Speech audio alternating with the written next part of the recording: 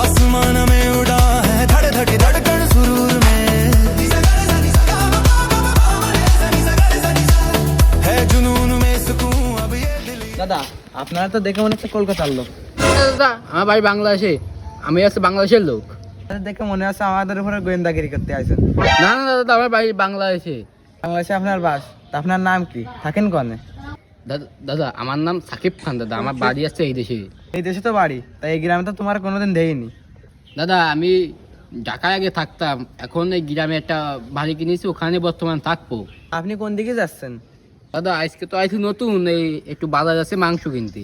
তো গ্রামে নতুন, পথঘাট চেনেন না, চলেন আপনি আপনার বাজারে নিয়ে যাচ্ছি। আচ্ছা চলে। কোন দোকান মাংস কেনেন? আচ্ছা 200 গ্রাম মুরগির মাংস দেন। তো কলকাতাকে পরিচয়, কিপ্টেরা 200 গ্রাম মাংস কেনে, বাংলাদেশে একটা পোল্ট্রি ধরে কেনে। দাদা আমি বাংলাদেশের লোক। দাদা আমি বাংলাদেশের লোক। पकड़ मारो जो पकड़